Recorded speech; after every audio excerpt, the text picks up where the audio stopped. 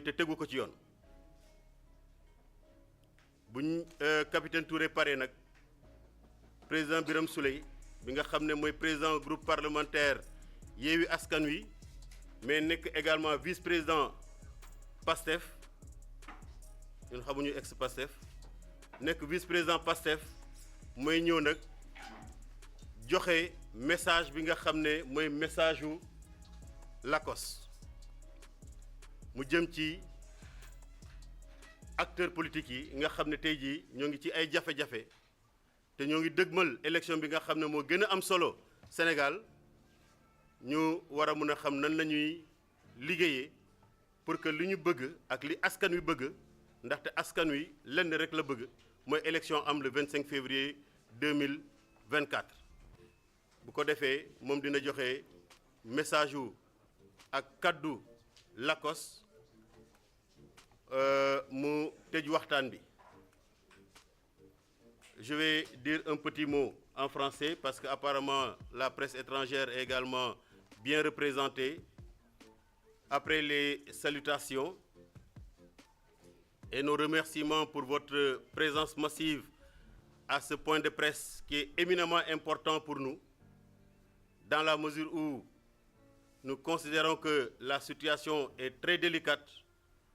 et comme on le disait déjà quand on était sur le campus, que l'heure est grave. Parce que sans doute on peut, et sans risque de se tromper, indiquer que nous sommes dans une crise préélectorale. Et cette crise préélectorale n'est pas le fait des acteurs politiques, mais c'est le fait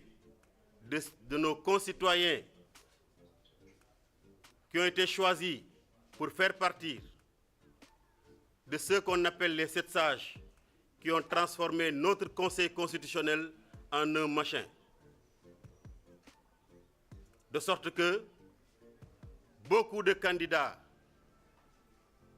qui ont sué eau et sang pour trouver des parrainages, verser leur caution au niveau de la Caisse de dépôt et de consignation, se disent aujourd'hui spoliés par le Conseil constitutionnel. Nous estimons que cela n'est pas une nouveauté et c'est pourquoi à ma suite la présidente Maïmouna Bousso viendra pour rappeler un certain nombre de faits qui jalonnent le parcours de Ousmane Sonko, faits d'injustice, de brimade et de voies de fait sur sa personne et sur son parti politique, pour que l'on comprenne en réalité que quand un acteur politique est dans une situation, le mieux c'est que les gens s'entourent autour de lui pour quand même lui servir de bouclier et empêcher que le monstre continue son chemin. Elle fera également une analyse de la situation, mais à sa suite, Seydina Omar Touré, plus connu sous le nom de Capitaine Touré, il voudrait véritablement qu'on arrête de l'appeler Capitaine Touré, parce que ce qui a fait de lui capitaine, on l'a radié de cette station injustement,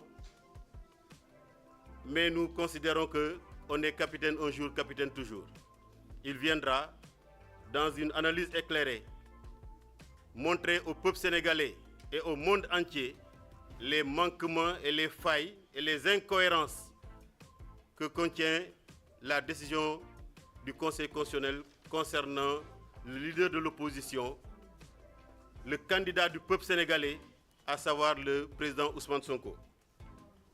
À sa suite, et pour terminer, le président Birame Souleye Diop, président du groupe parlementaire Yewwi Askan Wi, mais par ailleurs vice-président de PASTEF,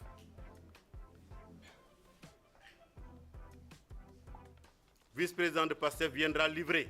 le message de LACOS en direction du monde politique, particulièrement en direction des candidats, des véritables candidats de l'opposition. Parce qu'aujourd'hui, on ne peut pas se tromper. J'allais demander à ce que Birame Souleye clôture les prises de parole, mais on vient de me signaler que notre ami, l'avocat, un des avocats du président Ousmane Sonko est là, à savoir Maître Massokhna Kane.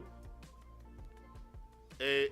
si il le désire également, il pourra prendre la parole pour apporter quelques éclairages à la suite de ceux qui ont été choisis aujourd'hui comme les porte-parole du jour.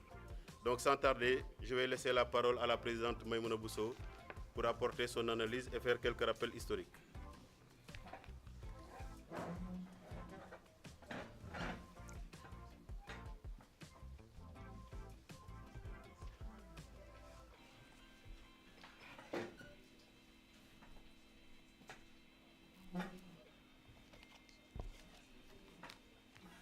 asalaamualeykum wa rahmatullah mbokk journalistes yi ñu ngi leen di nuyu di rafetlu seen présence di nuyu askanu Sénégal yépp di remercier itam ñi nga xam ne ñoo toog ci table bi yépp di nuyu maître Massokhna Kane di wax ne il sera ici en tant qu'allié du président Ousmane Sonko et non en tant qu'avocat pour que nit ñi mu leer ci seen bopp di ko jaajëfal bu baax ci taxawaay bi di wax rek ne mbokki Sénégal ndox du bàyyi yoonam te président Macky Sall defati na mëninam ndax fii mu jaarale tey le candidat le président Ousmane Sonko noonee la defoon 2019 ñaar ñi nga xam ne ñoo nekkoon ay adversaire am à l'époque muy Khalifa Sall di Karim Wade di wax ne président Macky Sall bi mu toogee ci réew mi ba léegi amul benn élection bu mu fi organisé bu légitime il a toujours violé la volonté populaire 2017 bi muy organisé élection législative dafa financé 47 listes de transhumants fantoches yoo xam ni léegi ñu ngi ci booram moom na leen dugg leen ci processus bi kenn ku nekk defi liste mu biaiser le jeu électoral yemul ci loolu ca loolu la sukkandiku ne léegi comme liste yi dañu bare na juróom kese voté mu jóge ci loolu tàbbi ne coow li bare na carte liste yi dafa bare nañ dem ci parrainage sénégalais yi xeex ñu jàpp fi ñoom Guy Marius Sagna Dame Mbodj mi ak keneen ak keneen waaye booba xëy na ñu bare xippeeguñu woon dañoo foogoon ni mbir mi mbiru ñenn ñi la du mbiru ñëpp tey ñëpp parrainage la ñuy jooy dinaa ci ñëwaat 2022 ñu organiser élection législative mu daal di téq liste titulaire bu opposition bi Yewwi Askan Wi lépp ndax lan empêcher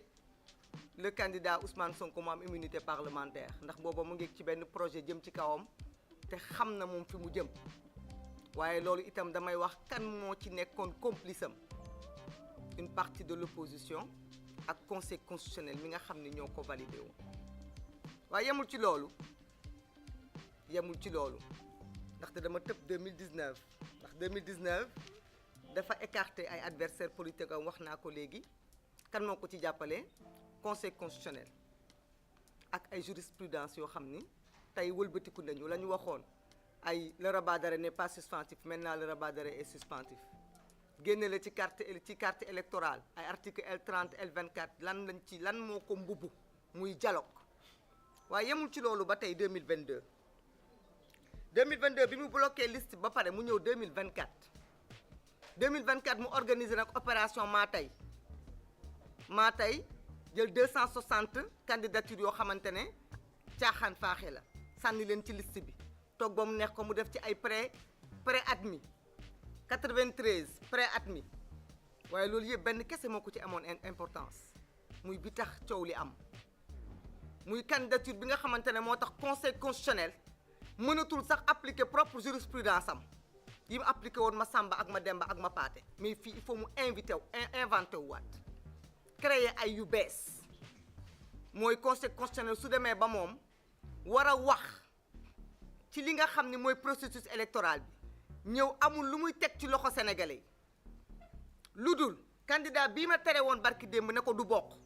ndaxte ay papier am dafa manqué nangu naa léegi ni papier am manqué wul ndax coobare administration la jox naa ko dëgg ci kaw administration jox ko dëgg ci kaw Sénat mais nag danaa dem laqarti leneen loo xamante ne dama ni samay prérogative la mais nag encore une fois dafa am ñu ko ci jàppale. fii nag dama bëgg ngeen remarquer bu baax kan moo jàppale waat conseil constitutionnel Henri Ciré Ba cour suprême ci lu conseil constitutionnel wax na ñoom ñoo ko yët dossier bi nga xam ni moo tax ñu war a téye le candidat Ousmane Sonko dossier boobu ñu wax ni dañ ko war a téye ñu dossier diffamation Sénégal xam naa ni fii kenn waxu fi kenn lu mu xamul mais du tere ñuy taxaw ci mbir yi dossier bi ñu ne moom moo tax président Ousmane Sonko bokkul du dossier bu ñu àtte le 4 janvier dernièrement tey la ñaata 22 janvier le 4 janvier bi ñu àtte dossier boobu fekk na 25 jours plus tôt déposé nañu les dossiers au niveau du conseil constitutionnel fekk na plus de 68 jours avant processus électoral bi commencé na ndax depuis le 28 octobre la démarré le 28 octobre le processus électoral commencé le 4 janvier benn décision ñëw conseil constitutionnel nañu décision boobu am na capacité rétroactive ba tere candidature du président Ousmane Sonko bokk dama ni mbokk yi conseil constitutionnel ay pyromane lañu conseil constitutionnel c'est le danger de ce pays ils ont perdu tout respect ils ont perdu toute crédibilité pour arbitrer cette élection-là ay la yow nag c'est pas la première fois wax naa leen ko ci seen processus 2017 ba léegi lu président Macky Sall bëgg a def ci seen loxo la koy daganalee avec la complicité d'une certaine opposition qui n'a pas compris ndaxte nag lii yëpp nu ko président Macky Sall di lewalee mooy ci ay dialogue la koy jaarale mooy ci ay waxtaan la koy lewalee ci la koy teg ba nit ñi foog ne lu amal njëriñ la mais au finish lenn kese lañ ci mën a retenir xam ngeen mooy lan mooy une volonté manifeste de violer le suffrage du peuple sénégalais une volonté manifeste d'orienter la destinée d'un peuple def nañu ko 2017 def ñu ko 2019 def ñu ko 2022 tey ñu bëgg ñu ko def 2024 mbokk yi ñun est-ce que pare nañu tey bi may wax ak yéen du ñun ñoo choisir bisu tey bi tey le 22 janvier 2024 22 janvier 2023 un an jour pour jour lañ tase woon fële ca Kër Massar defoon li ñuy wax le pacte de Kër Massar avec le président Ousmane Sonko pacte boobu lan la wax mooy ñun ñëpp pare nañu pour jàmmaarloog le régime du président Macky Sall pare nañu pour sécuriser le projet pare nañu pour libérer le Sénégal j'ai pas dit pare nañu pour taal Sénégal attention pare nañu pour libérer le Sénégal dafa am lu mu laaj beaucoup de gens disent pare nañu pour dem élection waaye est-ce que réellement pare nañu ndax élection na ku ciy dem processus bu transparent moo la fa yóbbu élection ku ciy dem yor sa carte baax na carte yi moo wóor ñi ko jëleegul nañ ko jëli mais bu ñu jëlee carte yi bu ñu choisir candidat yi bu ñu choisir urne yi na fekk ne pare nañu pour sécuriser suñu ay vote na fekk ne pare nañu pour que suñu vote bii ñu décider ni moom moo mën a libérer suñu ay prisonniers politiques kenn du ko foqati kenn du ko sàcc parce que mbokk yi ay sàcc la ñu amal affaire ay mafia la ñu amal affaire ay njumbalag la ñu amal affaire benn bande la ñu amal affaire boo xamante ne ñoom ci seen biir kenn ku nekk da ngay jox sa morom le relais te loolu nag jàngaluñ leen ko ci la ñu dund depuis le début ba léegi ndaxte nag gis nga cette bande là tey ki ñuy wax le président Ousmane Sonko devant lui ils ont échoué sur tous les plans la DGE a échoué parce que daf ñu bañ a jox nos fiches le conseil constitutionnel a dit qu'ils avaient tort malgré qu'il n'a pas réparé ce tort sama code ñi ci topp dinañ ko leeral am na dëgg ci kaw DGE am na dëgg ci kaw Sénat mi waroon a yëkkati fiche am jox ko ndax conseil constitutionnel moom moo ko wax mais pourtant kenn réparé wu ko ci mais président Ousmane Sonko au-delà de là dafa am dëgg ci accusation de viol yi nga xamante ne mujjiwul fenn accusation de jéem ko yàq deram jéem ko persécuter mujjiwul fenn loolu yëpp tamit dañu échoué ñoom ci loolu échoué ci contumace échoué ci radiation barki démb devant les juridictions de Sabassi Faye et de Juge Thione ils ont échoué surtout maintenant nag ils se rabattent sur notre volonté ak notre capacité ñun de choisir donc la balle est dans notre camp est-ce que pare nañu est-ce que ñun jaral nañu parce que nag pacte bi ñaar la woon kenn ki dafa def engagement ne def naa sama testament et j'irai jusqu'au bout kaso moo gën a tuuti ci li may dund moom mu ngi ci kaso bi ñun ñoo des ci beneen pacte bi ñun ñi nga xam ne ñoo war a tey taxaw pour génnee ko foofu les 1000 et quelques détenus politiques benn yoon kese moom moo am benn yoon kese la ñu am mooy ce chemin démocratique moom moo nekk suñu kanam parce que on a essayé les autres chemins la résistance le combat démocratique, le combat pacifique. Mais on a enterré nos morts. Et jusqu'à présent, il n'y a pas eu d'enquête, il n'y a pas eu de justice. Donc, lii moo fi des lii moo ci suñu kanam nañ ci dem waaye nag buñ ciy dem dafa am lu ñu war a fagarloo dafa am lu ñu ci war a demee parce que bu dul loolu boo lëggee yuuxu dina jib fi nga xamante ne foogee wuñ ko woon. Juste pour wax ni jamono ji ñu toll jante président Ousmane Sonko li mu jaar ak li mu dund kenn dootu ko waxati ndax sénégalais xale yu tuuti sax xam nañ ko ndax moom kaawam 2016 la commencé ñëpp xam nañu fu mu jaar ñëpp xam nañ persécution bu ñu def ci moom. Mais tey fi ñu toll nii il faut que les gens arrêtent de se tromper. Ce n'est plus le problème du président Ousmane Sonko, c'est le problème du Sénégal. Parce que ces élections, ce ne sont pas des élections pour élire un président de la République. Non, non, c'est des élections pour en finir avec un régime, pour en finir avec un système, pour en finir avec des méthodes. Ça ne peut plus durer. C'est ces méthodes qui ont amené le peuple sénégalais là où il est. Donc, ku nekk dafa war a jàpp ni mbiru boppam la. Mais aussi c'est des élections pour ne pas que ce pays sombre, pour ne pas que ce pays bascule. Parce que ñii ñëpp ma fi lim léegi DGE, Sénat, CDC, Conseil constitutionnel, Cour suprême kenn ku nekk ci ñoom tu as été complice des forfaitures à un moment donné de l'histoire politique du Sénégal.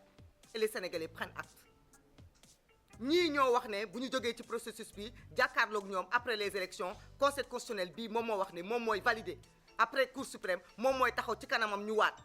ban légitimité le Conseil constitutionnel mën a am pour arbitrer ak pour taxaw ci kanamu processus bi DGE mi nga xam ni Conseil constitutionnel ci boppam décrédibilité na ko ban crédibilité la mën a am pour continuer ci processus bi. Question bi kenn ku nekk dañ ko koy delloo kenn ku nekk da ci am wareefam kenn ku nekk daf ci am responsabilité. Du ma guddal wax bi parce que ñi war a jël parole dañu bare li may tëjee rek mooy di laaj ndax réew mi Dakar daf fay jeex wala ñun dañoo ñàkk ci fulla guñ koy jëndee ndaxte léeg-léeg dañuy jaawale nangu dogal gëm yàlla ak di nangu tegoo loo xamante ne yàlla tegu la ko sa moroom moo la ko teg. Opposition bii ñu nekk nii lépp lu fi am boobu ba léegi am nañ ci responsabilité ndax heure bu ñu écarté kenn ci ñun ñeneen ñi foog ni mbir mi leer na pour ñoom. Damay inviter les uns et les autres à mettre le Sénégal devant et à comprendre que fi ñu jëm unité kese moom moo ñu fay jëlee fi ñu jëm ànd booloo fàtte suñu ay bopp kese moom moo ñu fay jëlee ndaxte nag fii ñu jëm bu ñu ko ratee Sénégal dinañu ko ameel àq askan wi dinañu jéppi parce que nag on a l'occasion d'en finir avec ce régime une bonne fois pour toutes, pas pour nos petites personnes mais pour l'intérêt du Sénégal. Donc kenn ku nekk na xool ndax dafay uti garabu Dakar wala ndax dafay delluwaat làmb fitam xool taxawaay bu mu war a taxaw ci diggante bi nga xamante ne yàggatul dara mais diggante bu am solo la parce que lépp luñ fi wàcc rek bu soobee yàlla bu ëllëgee dinañ ko rëccu. Ma def ci benn résumé bu ndaw rek en français juste pour dire que ce qui nous ramène ici c'est juste ce n'est pas de refaire le bilan de ce que le président Ousmane Sonko a subi comme injustice parce que il ne l'a pas subi à son nom propre. Il l'a subi au nom de tout un peuple et de tout un groupe de Sénégalais qui ont envie de changement. Le président Macky Sall est à la tête de ce pays depuis 2012. Mais nous savons tous qu'il n'a jamais organisé d'élection légitime depuis qu'il est à la tête de ce pouvoir. En 2017, il s'est arrangé pour qu'il y ait 47 listes. 47 listes qu'il a lui-même financées et envoyées compétir. Au lendemain des élections de 2017, il a récupéré la plupart de ces listes. Maintenant, ce sont des transhumants qui sont avec lui. En 2019, il s'est arrangé avec la complicité du Conseil constitutionnel et de certaines juridictions à écarter ses deux principaux adversaires politiques, à savoir l'ancien maire Khalifa Ababacar Sall et Karim Meïssa Wade. Il l'a fait au-dessus de tout le monde parce qu'il ne voulait pas compétir avec eux, parce qu'il voulait garder le pouvoir. Les gens ont pensé que c'était juste un problème de Khalifa Sall et de Karim Wade. Fort heureusement, le candidat qui est aujourd'hui victime, depuis lors, l'a compris. Il n'a cessé de se mettre à côté de toute l'opposition pour combattre les forfaitures que ces derniers ont vécues. Parce qu'il avait compris que ce n'était pas un problème de cela, mais un problème du président Macky Sall qui voulait rester au régime. Il a organisé ces élections présidentielles avec 5 candidats qu'il a par la suite récupérés à ses côtés pour certains. Étant donné que le candidat, le président Ousmane Sonko, est resté récalcitrant, résistant, n'a pas accepté aucune compromission, aucun compromis, aucun dialogue, parce qu'il fait toujours passer ces abominables protocoles par des dialogues simulacres que l'opinion internationale semble penser que c'est un bon dialogueur, un homme de paix, un homme de réconciliation qui tend la main à toute l'opposition. En réalité, à chaque lendemain de dialogue, il y a des deals et des soubassements politico-judiciaires qui s'en résultent. Ils s'arrangent toujours pour s'entendre avec une certaine partie de l'opposition, avec certains magistrats, pour arriver à faire valoir ces forfaitures. Au lendemain de 2019, l'opposition s'est quasiment disloquée. Le président Ousmane Sonko est resté debout, n'a pas accepté de faire du mouroxo comme certains l'ont fait, n'a pas accepté de s'asseoir avec lui au lendemain de cette période de Covid.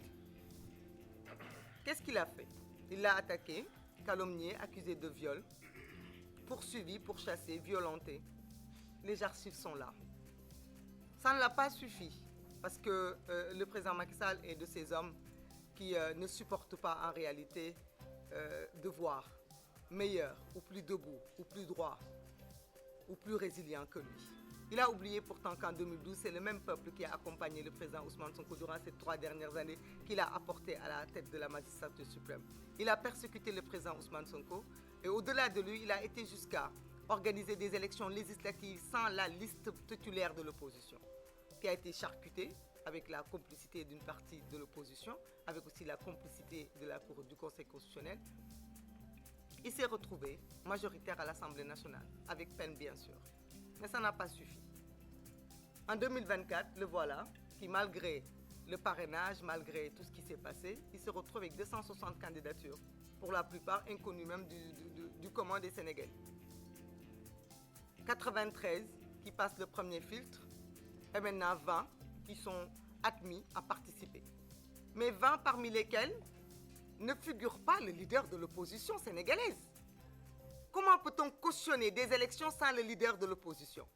Nous apporterons certainement cette réponse-là parce que nous sommes convaincus que le leader de l'opposition est en prison, mais les Sénégalais, millions de Sénégalais qui ont leur carte électeur prêts à voter, sont eux dans leur maison. Et ces votes-là sont bien réels et nous ferons le maximum pour que ces votes lui arrivent, quel que soit le chemin et la personne qu'il décidera. Mais au-delà de cela, de quoi il s'agit aujourd'hui? Il s'agit aujourd'hui, 22 janvier 2024, l'anniversaire jour pour jour du 22 janvier 2023, le jour du pacte de Keur Massar, de répondre à cette question. Sommes-nous prêts? Sommes-nous prêts à sauver ce projet? Sommes-nous prêts à sauver ce pays? Sommes-nous prêts à aller jusqu'au bout de ce combat contre ce régime? Sommes-nous prêts à aller aux élections présidentielles? Mais sommes-nous prêts à sécuriser nos votes? Parce que nous avons affaire à des bandes de voleurs, à une mafia organisée, à des gens qui sont prêts à tout. Ils ont tué nos frères, ils ont emprisonné nos sœurs, ils ont exilé nos amis.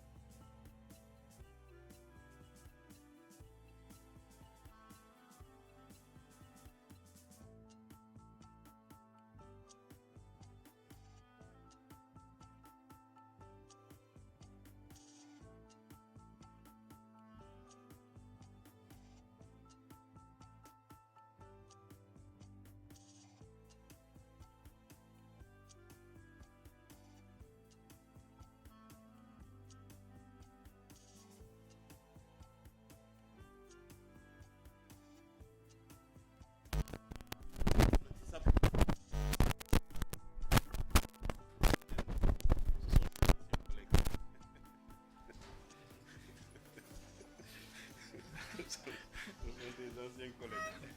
Vous avez la parole. C'est toujours mes collègues. Hein. C'est toujours mes collègues. Oui.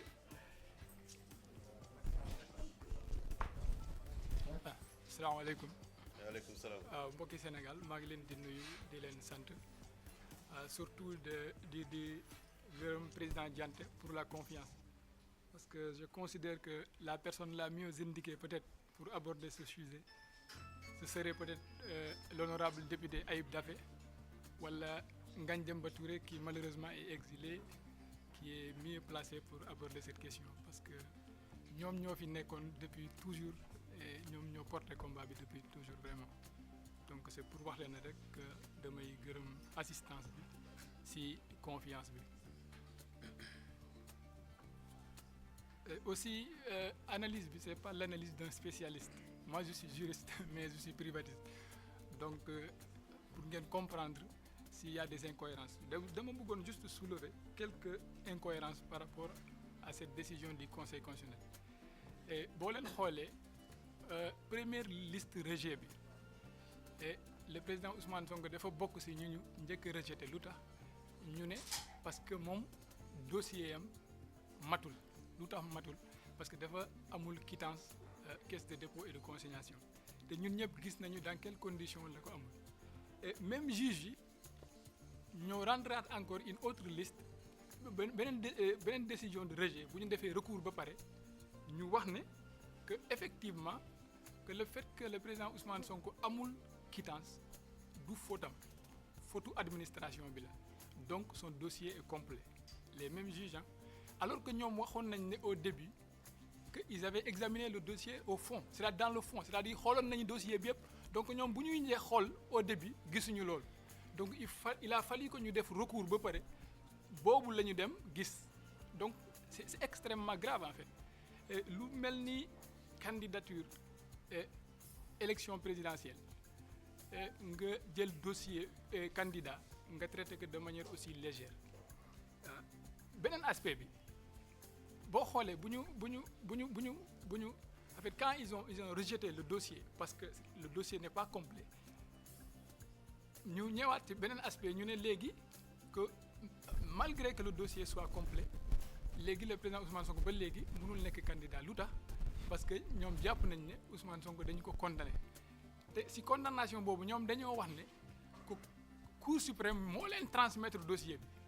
est-ce que vous avez compris donc lii day wane ne que ñun ñëpp lu ñu doon xalaat depuis toujours dëgg la boo xoolee man mii di wax ak yéen actuellement man j'ai un procès en diffamation depuis le mois de mars passé ba léegi mënuma am une seule décision même en première instance donc ñu accélérer un dossier en une année ñu jeexal ko ba pare et par je ne sais pas hasard la wala conseil constitutionnel ñu dem la même personne ñu ne lii moo tax ñu valider te ñu ne cour suprême ci boppam moo leen yónni dossier bi te da ngay xam ne décision boobu mais bu ñu waxee ne am na benn décision bu ko condamné génnee ko ci basé ko ci article nee nañ article 30 L30 du code électoral lañ ko basé te boo xoolee article L30 bi L130 oui L130 non L30 article L30 waxul ne inéligible article L30 day wax ne que ne doit pas figurer sur les listes électorales te boo figuré wul ci liste bi loolu procédure la laajte il faut mu am une procédure administrative boo xam ne dañu fa war a jaar ñu notifier ko bu buggee mu attaquer décision bi mais en l'espèce on ne lui a pas permis parce que le délai était réduit ba pare conseil constitutionnel dafa dem ñoom ñuy autosaisir directement c'est-à-dire ñoom débat yi ñuy def ci télé yi mooy partisan Macky Sall yi lu ñuy wax ci télé yi ñoom en fait wax sa xalaat lañ def dans une décision du conseil constitutionnel te loolu c'est extrêmement grave xam nga genre décision yi pour mag ñi amul problème parce que ñoom pare nañu man tout le temps damay wax sénégalais yi nañuy raisonner en termes d'avenir man bu am 30 ans aujourd'hui man dinaa dund ba peut-être que sama doom mës a nekk candidat aux élections présidentielles su boobaa mun nañu sukkandiku si lu mel ni ñu génnee ko ci ay liste sénégalais bu ne noonu la war a xalaatee moo tax damay woo sénégalais yi ma ne leen il faut vous préparer xam nga man j'étais gendarme et je ne suis pas un fouteur de trouble mais gis nga am na fu mbir di toll il faut se préparer gis nga lii c'est un problème de génération c'est un problème d'avenir pour ñu régler ko il faut que ñu pare gis nga lu mu leen jaral dañu ko war a jaral moi je considère bu fekkee ñoom gagné nañu élection yi gagné nañu ko y a pas de souci moi je suis démocrate mais il faut que les Sénégalais se préparent à sécuriser leur sécurité c'est-à-dire que ñoom ñu taxaw bu leen jaralee dee ñu dee y a pas de souci bu ñu jaralee kaso ñu dem kaso dëkk bi ñun ñëpp ñoo ko moom dëkk bi du pour benn nit voilà ça je vous le dis te loolu bu fekkee ne jaralul Sénégalais xam nga yàlla nee na dëkk bu ne façon dirigeant bu mu mérité la koy jox bu fekkee ne ñun nangu nañu ne que nit ñi jaay ñu doole teg ñu ci coono injustice depuis des années ñu nangu ko y a pas de souci mën nañ ko nangu man j'ai une capacité de résilience extraordinaire mais nag damay woo Sénégalais yi wax leen ne il faut vous préparer je ne demande pas à ce que ñu confisquer élection yi wala ñu imposer leen suñu volonté mais il faut vous préparer si quelqu'un veut vous imposer une volonté vous devez vous préparer à protéger la justice et le droit parce que tey bu fekkee boo gisee ni man ak ni ma toll nii aw ma doole may dox ci mbedd bi kenn dóoruma c'est parce que y a une loi y a un règlement bu fekkee ni dem nañu ba loolu respecté wuñu ko amatul fii wax kii républicain la kii lii la mais on est obligé parce que lu ñu yoon may ak yàlla loolu la ñu doxee voilà moi je pense que c'est important que ma préciser loolu maa ngi jégalu xaw naa gudd tuuti. Merci capitaine. Merci capitaine. Je crois que merci pour les éclairages. Nous appelons l'allié Massokhna Kane. Faut pas lui dire maître, c'est l'allié. L'allié Massokhna Kane, il va placer un mot et après on donnera la parole au président Birame Souleye pour livrer le message des leaders alliés du candidat Ousmane Sonko.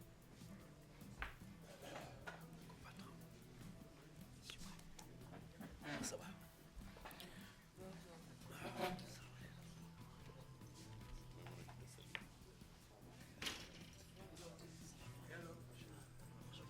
Ça va bien? Alors, allez-y.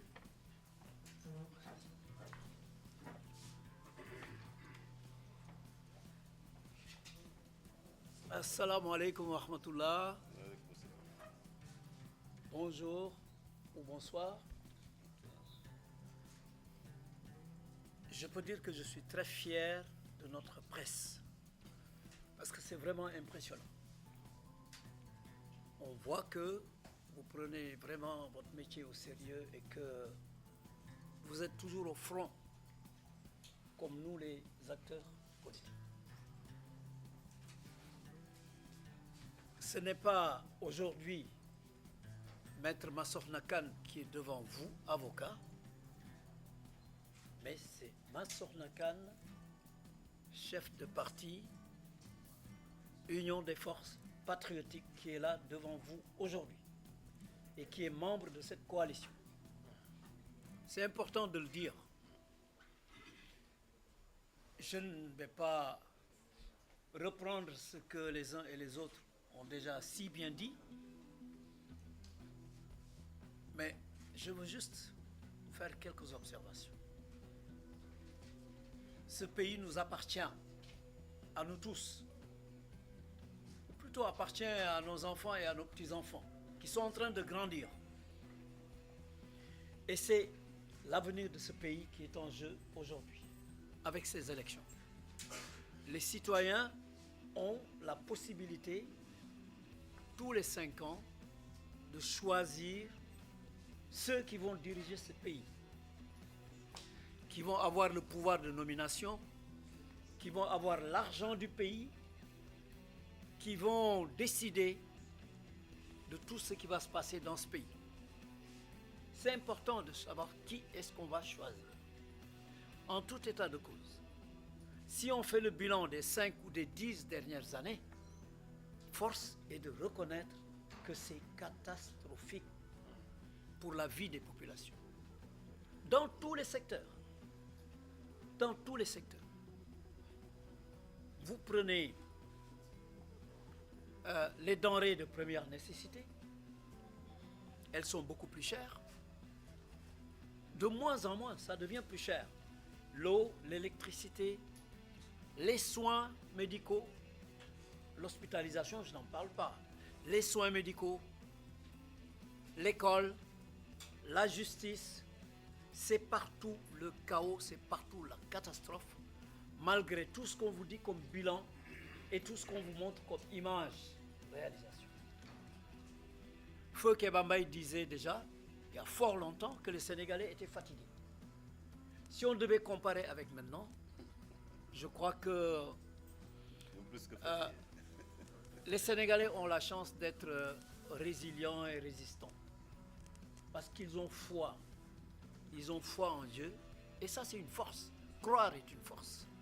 Les Sénégalais croient. Mais croire ne veut pas dire baisser les bras. Il faut se battre. Il faut se battre pour pouvoir. Il faut se battre pour savoir. Il faut se battre pour avoir. C'est ça la lutte, c'est la grande réalité de la vie. Il faut se battre pour savoir, pour pouvoir et pour avoir. C'est important. Donc, les Sénégalais doivent se battre pour choisir leurs dirigeants. Or, ce qui se passe, la menace actuelle, c'est qu'il y a des dirigeants qui peuvent être choisis, que certains Sénégalais veulent choisir, et on les empêche de le faire en écartant les candidatures. C'est extrêmement grave. Et ce n'est pas fondé. Si on prend la dernière décision du Conseil constitutionnel, je ne reviens pas dessus, mais tout le monde sait que c'est une commande politique qui a été exécutée. En tout cas, pour ce qui concerne Ousmane Sonko, c'est une commande politique qui a été renouvelée, réitérée et enfin exécutée. Mais exécutée de façon pas très jolie. Parce que il y a eu deux étapes. Il y a eu la recevabilité des candidatures et il y a eu la validité des candidatures. Lors de la recevabilité des candidatures, le Conseil constitutionnel vous dit « Je ne regarde pas ça parce que le dossier est incomplet. Je n'examine pas cette candidature. Pour moi, elle est irrecevable parce que c'est incomplet. » Et pourtant, quand il s'est agi de parler de la validité des candidatures à la suite du recours qui a été exercé par Ousmane Sonko, le Conseil constitutionnel dit « Oui, je reconnais que le dossier d'Ousmane Sonko n'est pas complet. Oui, je reconnais que si le dossier n'est pas complet, ce n'est pas de sa faute, ce n'est pas de son fait, mais c'est le fait de la CDC et c'est le fait de la Direction générale des élections. »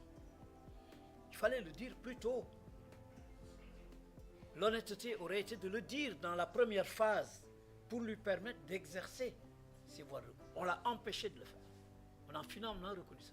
Mais plus grave, le Conseil constitutionnel dit, pour la candidature de Sonko, je reconnais que le dossier n'est pas complet de son fait, mais il n'y a pas que ça. Moi, je peux chercher. Mais il se trahissent en disant, non, c'est la Cour suprême qui m'a transmis le jugement, l'arrêt de Mame Mbaye Niang, et je vois que dans cet arrêt, il est condamné définitivement à 6 mois d'emprisonnement, ce qui est faux, parce que la condamnation n'est pas définitive. Et ils disent, puisqu'il y a une peine de 6 mois qui a été définitivement prononcée, cela rend inéligible Ousmane Sonko. C'est une bêtise. C'est une bêtise qui a été faite volontairement. Et c'est ça qui consacre la commande politique qui a été exécutée. En tout cas, les Sénégalais doivent être déterminés, doivent être vigilants. Il s'agit de l'avenir de notre pays, de l'avenir de nos enfants. Nous ne sommes pas des étrangers ici. Si on devait partager ce pays en titre foncier, chacun de vous aurait un titre foncier. Vous êtes chez vous. Quand il se passe des choses anormales chez vous, quand un malfaiteur rentre chez vous, vous avez vos enfants, vous avez vos biens, il y a des malfaiteurs qui rentrent chez vous, qui veulent voler, est-ce que vous les laissez faire? Voilà la question qui doit se poser. En tout cas, nous avons l'occasion de renouveler nos dirigeants. On a vu qu'il y a 1 million à peu près de personnes qu'on dit ne pas figurer sur le fichier. Et il se trouve que ces personnes ont parrainé des gens qui sont opposés au pouvoir.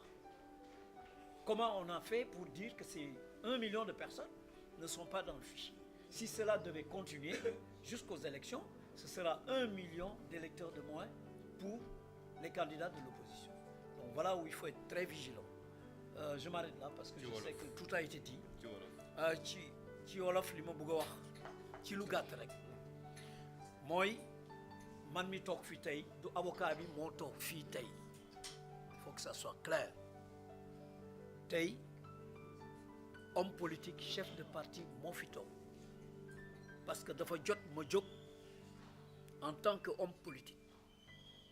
parce que dama am kàddu ci mbir mi te dama bokk ci coalition bi donc loolu moo tax ma toog fi tey di wax ni réew mi citoyens yi dañu am tey occasion chaque juróomi at yu nekk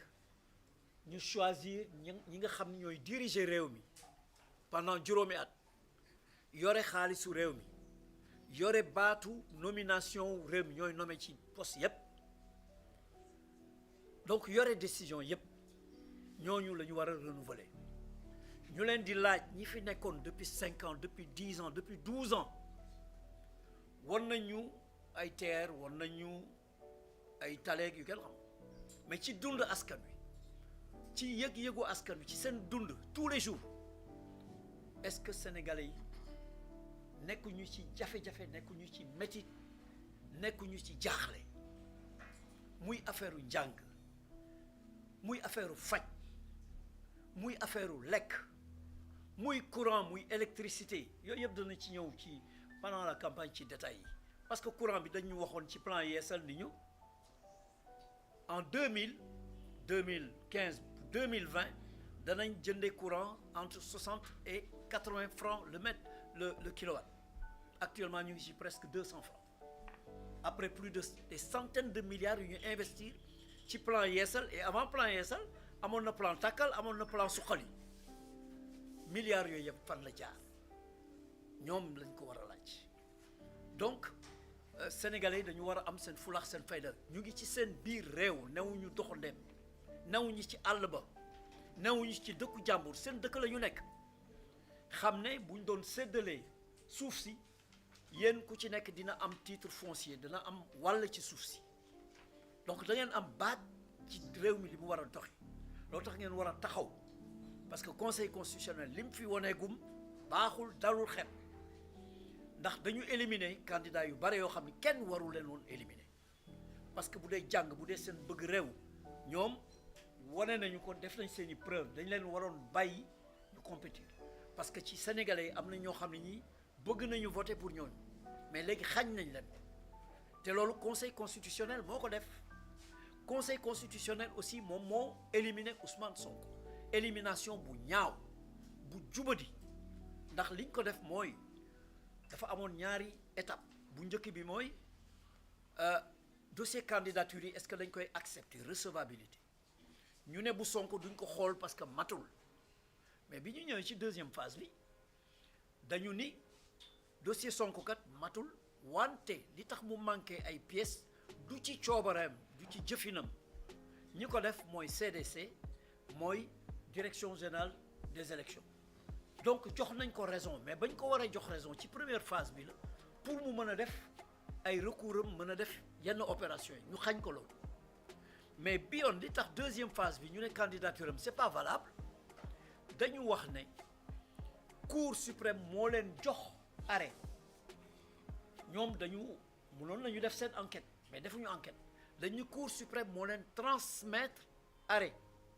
boo xam ni bi dafay rejeter pourvoi bi mu defoon contre arrêt wu Mame Mbaye Niang arrêt wu Mame Mbaye Niang boobu ñëpp xam nañu dara baaxu ci en tout cas ku jàng tuuti droit defe naa picc yi naaw sax di team université faculté de droit xam nañ ni arrêt boobu baaxul dara jubu ci ni dans la forme ni dans le fond donc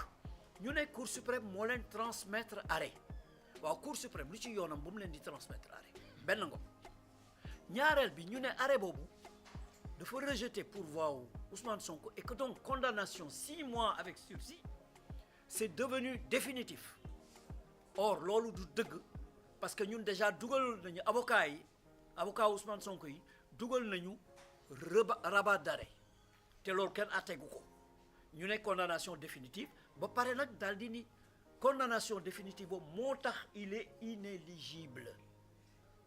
conseil constitutionnel waruñu tirer ay conclusions inéligibilité parce que Ousmane Sonko mi ngi ci liste yi dafa am ay jugement ay juges yu xam ni yu jub lañu ñoo xam ni ñoom ñoo wax nañ ko inscrit ñu inscrit donc Ousmane Sonko actuellement mi ngi ci biir fichier bi maanaam Ousmane Sonko de ëllëg bu ko neexoon mu dem voter ji donc il est électeur et donc il est éligible ñoom bu ñu ko bëggoon opposer arrêt boobu si l'arrêt était définitif dañuy recommencer procédure de radiation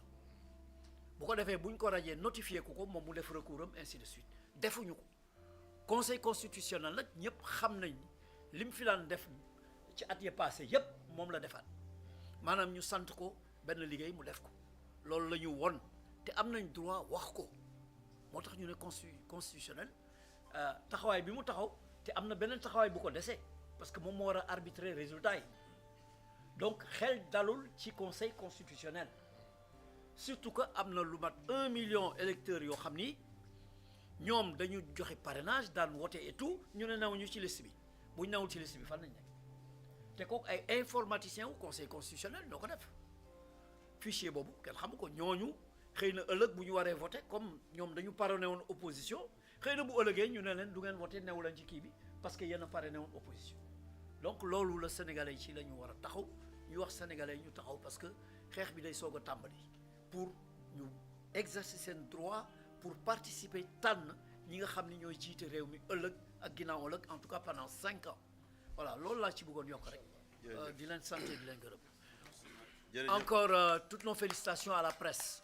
jërëjëf jërëjëf président Massokhna Kane merci léegi dañuy woo le président Birame Souleye du rek parce que c'est un vice-président de PASTEF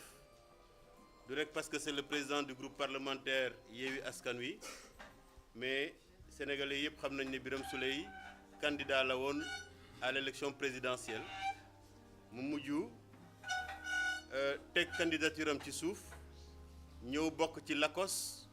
di défendre la candidature d'Ousmane Sonko moo tax ñu tànn ko tey pour mu ñëw délivrer le message de l'ACOS am na ay point de presse yi nga xam ne dañ doon délivrer le message de Ousmane Sonko waaye tey jii ñun ñi nga xam ne ñooy allié Ousmane Sonko ñooy délivrer un message à l'opinion nationale et internationale mais également au monde politique au nom de l'ACOS et au nom de Ousmane Sonko. Birame, vous avez la parole. Bonsoir à tout le monde. Comme il a été dit donc par le président Dianté pour la modération, donc nous sommes là pour délivrer un message. Le message, comme cela est demandé, il est d'abord un message de solidarité qui est exprimé à l'endroit de tous les citoyens bien nés qui ont exprimé la volonté et qui ont eu des projets à proposer aux Sénégalais et qui malheureusement, par une raison politiquement organisée et structurée par l'État, ont vu leur dessein réduit à néant, fracassé contre les murs du champ politique du pouvoir et du fait, comme nous le savons tous, de hauts fonctionnaires et de magistrats. Donc,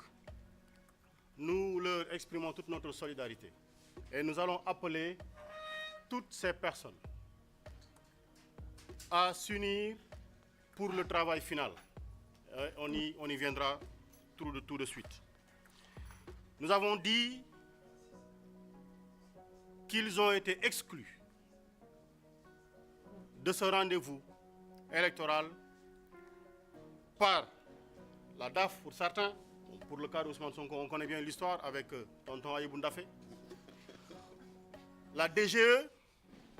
la Sénat et plus tard le Conseil constitutionnel. Chacun de ces organes de l'État, en ce qui concerne le mandat qui lui a été régulièrement confié par le peuple sénégalais, a totalement manqué à ses obligations. Et on nous apprend, après tout ce qui a été fait, qu'ils doivent rester en course pour le mois qui nous reste dans la proclamation des résultats dans la surveillance du vote. Il nous faut naturellement nous poser des questions sur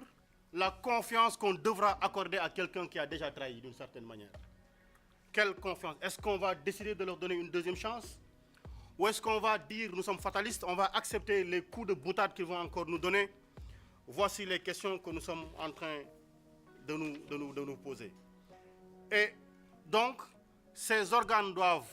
nous assurer la transparence du processus qui a été délégué par le peuple à ces organes-ci. Mais nous savons tous, comme cela a été dit, que nous allons vers des lendemains sombres, parce que la volonté du hold-up électoral, la volonté du hold-up électronique, la volonté du hold-up géographique est structurée, bien organisée, et les mécanismes sont bien verrouillés pour se dérouler en des temps, en des échéances et en des dates bien précises. Mais est-ce que nous allons regarder cette machine broyeuse de volonté populaire continuer et s'exprimer? Voilà pourquoi nous avions dit ici, dans cette salle, qu'il y a un moment où il faudra savoir qu'il y a l'humain, le temps et la responsabilité. Et la responsabilité, au-delà d'être la responsabilité simplement du citoyen, elle est une responsabilité collective parce que ce peuple-là, ce pays-là nous appartient à nous tous. Nous ne devons pas accepter qu'une catégorie, nous ne devons pas accepter qu'un conglomérat, nous ne devons pas accepter qu'un crew s'organise pour kidnapper toute notre volonté populaire. Et voilà pourquoi nous demandons une union sacrée de toute l'opposition, de tous ceux qui ont été illégitimement, illégalement exclus, à s'organiser. Il s'agit, nous parlons des coalitions, qu'il s'agisse de courants politiques, qu'il s'agisse simplement des plateformes de la société civile et du peuple, du citoyen simplement, nous devons tous nous organiser pour d'abord exiger un accès total, global et transparent au fichier électoral. Nous demandons également la désignation d'un organe indépendant chargé de l'organisation des élections. Pour la bonne et simple raison que moi je fais une autre lecture encore de la décision du Conseil constitutionnel. Parce que le Conseil constitutionnel, dans sa décision, nous dit en même temps qu'il y a un coupable qui a causé un tort à Ousmane Sonko, mais on ne désignera aucun responsable. La décision du Conseil constitutionnel nous dit, oui, le dossier d'Ousmane Sonko n'est pas complet, mais ce n'est pas de sa faute. C'est la faute à qui? Quand des personnes utilisent les sceaux de l'État, quand des personnes utilisent le visage de l'État, quand les personnes utilisent le temps de travail de l'État et les moyens de l'État pour porter atteinte à la volonté d'un citoyen ou la volonté de plusieurs citoyens, le Conseil constitutionnel le constate, nous le dit, mais on n'en tire aucune conséquence. Mais on est en train de nous dire que dans ce pays-ci, avec tout ce que nous avons appris dans les facultés de droit et de la responsabilité administrative, quelqu'un dans l'État peut causer une faute, qu'on voit les visages de la responsabilité, mais qu'on dise qu'il n'y a pas de réparation, il n'y a pas de préjudice. On a causé un tort à Ousmane Sonko, mais on nous dit que ni la DGE, ni la Sénat ou des militants de l'APR sont, ni la DAF, aujourd'hui, ni le Conseil constitutionnel ne sont responsables. Et Ousmane Sonko, tout le projet qu'il a porté, vous avez vu tout ce qui s'est passé en 2001, c'était pour l'exclure de la responsabilité. On en arrive au moment où on nous dit « Ah non, non, non, ce chemin-là, il n'est pas bon ». On nous dit oui pour une diffamation supposée, entretenue, des procédures bâclées. Oui, oui, on l'exclut. Après, il y a une erreur. Non, ce n'est pas sa responsabilité, c'est la responsabilité de quelqu'un d'autre. On n'arrive pas à savoir qui c'est, personne n'est responsable. Et comme ça, Ousmane Sonko est exclu du processus. Donc, nous disons que la responsabilité du peuple est aujourd'hui d'assurer lui-même la surveillance du vote. Il faut que le peuple assure la surveillance du vote. Nous l'avons dit. Et ce qui lui est demandé, c'est de tout faire pour aller retirer les cartes. Parce qu'il y en a énormément encore qui dorment dans les préfectures et les sous-préfectures. Allons-y récupérer les cartes. Mais on ne se limitera pas à ça. Nous allons présenter un programme. Nous allons discuter du programme.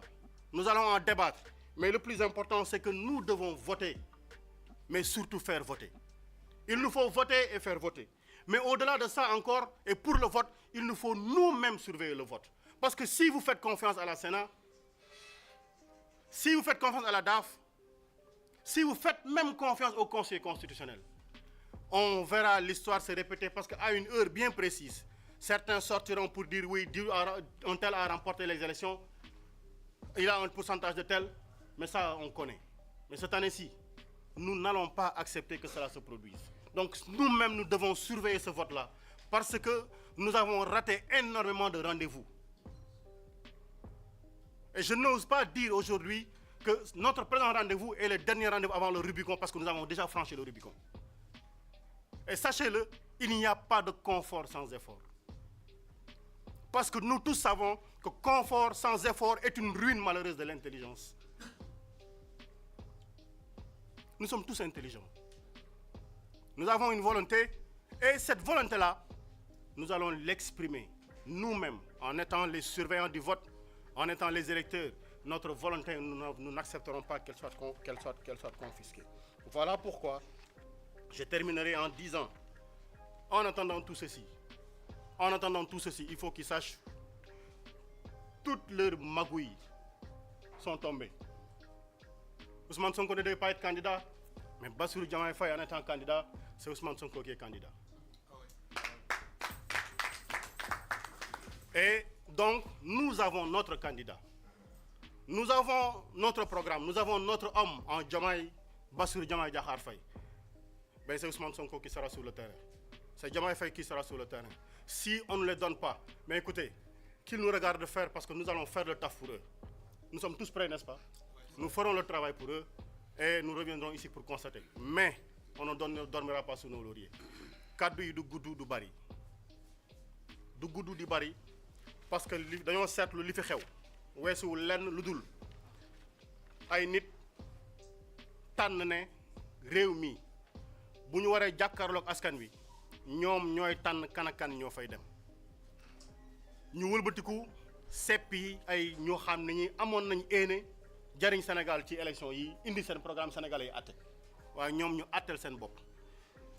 ñu bëgg a yëkkati ay kàddu ñi nga xamante ni ñoom la ñuy wax les leaders alliés du candidat Ousmane Sonko ne ñi ngi wax ñooñu ñëpp ne leen xam nañ ne li am jaaduwut xam nañ li am ñun nanguwuñ ko rafetluwuñ ko donc dañuy bokk di masawu ñëpp mais di wax ñëpp ne leen man day damay dem marché mënuñoo bokk oto waaye bis bu ñu ma xañee mën a dem ñun ñëpp nañu bokk ànd ndax xam nañ fi ñu bëgg a jëm soppi réew mi dong lañ bëgg ñun ñëpp nañu ànd taxase wet taxañe wet yëkkatee wet dóor yàlla may ñu la ñu yéene te nañu xam ne ñi indi lii weesuwul DAF weesuwul DGE weesuwul Sénat weesuwul conseil constitutionnel te conseil constitutionnel ak waa caisse de dépôt et de consignation bërki démb conseil constitutionnel li mu wax daf ci am benn ay kàddu yu leer nañ yu mu yëkkati conseil constitutionnel dafa wax ni Ousmane Sonko de lii tax këyitam manqué amul lenn loo xam ne coobare boppam la xam nañu ko def mais ñu ne amul kenn koo xam ne kii moom la ñuy yëkkati ne tuuma gi kii moo ko def nii lañ koy jubbantee nan la état di tooñe nit ñu ne loolu kenn mënu ko réparer nan la état di lore nit lor ay nit ci seen volonté ba ñu ne noppi amul kenn koo xam ne ki moo koy ngar dajo moo koy yenn pour ñu situer une responsabilité ça c'est un déni de justice lii mooy attekat bu weddi boppam ndax jël na la ma waroon atte mu toog ca di doxal nit ay bëgg-bëggi boppam lii la ñu wax ni bu ñu jógul ci lii fii ñu jëm du rafet ndax bu ñu wóoloo ñii def lii te ñu ne ñu suba ñoom ñoo war a saytu élection yi ñu ne ñu suba ñoom ñoo war a proclamer suba sax kuñ fi fal ci seen kanam ngay waate waaye ñooñu bu ñu leen doyee ñun doyuñ ñu donc dañoo wax ni fichier électoral bi nañ ko yëkkati teg ko ci loxo ñi nga xam ne bi ñoo nekk ci jeu bi ci jongante bi ñu xam xoolal seen bopp saytul seen bopp benn ñaareel bi ñu wax ni ñii fi ne te wane ni ñoom li ñu doon bañ mooy Ousmane Sonko nekk candidat ñu dàq leen seppi seen loxo ci teg leen ne indil ñu ñoo xam ne ñi danañ ñu doy ba bu ñu nee diw gañe na kenn du histoire kenn du xool naan ah ñii day seen jëf doy na set na rafet na am nañ ci ñoom yaakaar mais ñii fi nekk nii amuñu ci benn ñoom yaakaar amuñu ci ñoom benn respect ndax war nañu ñoom respecté wuñu le peuple sénégalais moo tax gannaaw loolu dañuy wax le peuple sénégalais ne leen lépp nag ñu ngi ko teg ci responsabilité nit ku nekk la ngay jëf na nga wëlbatiku nangoo la nga cay góobee nga gar ko gar boobu nag responsabilité boobu la ñuy wax ni le peuple na jóg assumer ko mooy lan nañ dem jëli carte yi damay voté li xew ci dëkk bi neexuma Ousmane Sonko dina gagné Bassirou Diomaye Faye dina gagné candidat wu Lacoste dina gagné on va changer te dox bi nga war a dox doxuloo ko wax bi nga war a wax waxuloo ko ñi nga war a seeti woo leen bu ngoonu élection jotee bu kenn jooy moo tax ñu ne dem leen ngeen jëli carte yi nañ jëli carte yi nañu dem voté ji mais man xeeb naa sama vote man Birame Souleye xeeb naa sama vote moo tax dinaa voté waaye dinaa indi ay nit ñu voté danaa voté mais danaa indi ay nit ñu voté ba noppi dinañu wëlbati ko saytul suñu bopp suñu vote ndax ñii fi ne doy ñu ci et nag saytul suñu bopp suñu vote mooy danañ bañ le vol le hold up technique 1 million parrain ñoo xam ne ay citoyens lañu am seen carte électeur ñu ne nekkuñ ci fichier bi maanaam ñooñu dañ leen a luxus dañoo réer fan lañ leen jëmee 1 million de électeurs ñi ngi taxawal ci dëkk bi xamuñu fu ñuy voté jee loolu mooy le technique bi ñu nar a indi beneen c'est le vote géographique gis nañu ni ñuy yokkee élection nit yi ci yenn zones yi nga xam ni da ngay gis commune boo xam dañ ne 10 000 habitants moo fa am ñu ne ñaata électeurs moo fa nekk ñu ne 25 000 électeurs am na fi ku ngeen xàmmewul ci dëkk bii bu taxee sa koñ ne day voté man du ma ni xàccul dóor kenn waaye fii doo fi voté ndax dëkkoo fi am nañ sañ-sañ wax ko dëgg la wala dëgg nañ taxaw ndax ñoo mën a surveiller moo tax ñuy woo coalition yëpp parti politique yëpp plateforme yëpp tous les citoyens ne leen ñëw leen ñu taxaw lii rendez-vous la bu ñuy joxe